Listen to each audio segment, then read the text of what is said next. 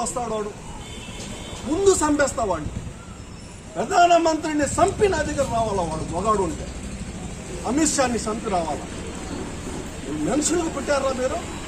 ఉమ్మడి civil code అని ఇంకొకసారి కానీ తీసుకుని వస్తే ఎవరు వస్తారో ముందు? ఇక్కడ ఉండే జగన్ కానీ, చంద్రబాబు కానీ, ఈ పవన్ కళ్యాణ్, ఈ ముగ్గురు దొంగ నా కొడుకులు. వీళ్ళు ముగ్గురు బీజేపీని సపోర్ట్ చేస్తున్నారు. ఇండియాలో ఎక్కడా లేదు ప్రతిపక్షం అధికార పక్షం బీజేపీకి సపోర్ట్ చేస్తున్న రాష్ట్రం ఏదైనా ఉంది అంటే అది ఆంధ్రప్రదేశ్.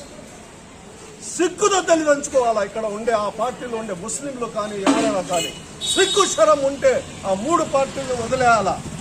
వదిలేసి సిపిఐ, సిపిఎం, కాంగ్రెస్ దానికి సపోర్ట్ చేయండిరా.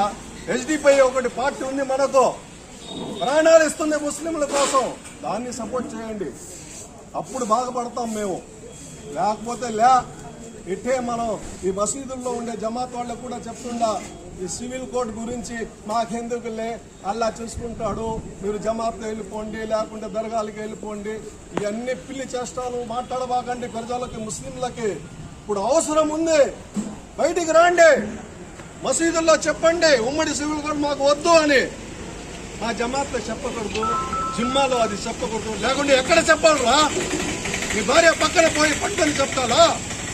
మసీదుల్లో చెప్పకపోతే వజ్జాలాగా తయారు చేస్తున్నారు ఈ జమాత్ వాళ్ళు ముస్లింలని.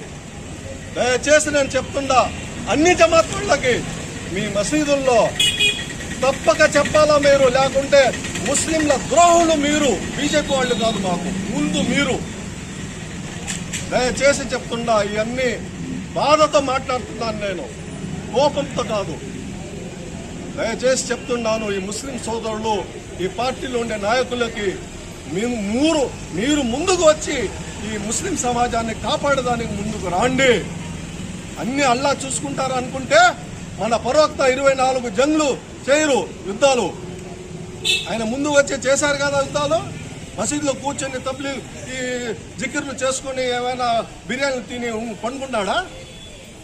బుద్ధి జ్ఞానం ఉందా అని అడుగుతున్నా ఈ జమాత్ వాళ్ళకి. మీరు ముందు రేపు బక్రీద్ పండగ శుక్రవారం ముందుకు రాండి, వచ్చి మాట్లాడండి.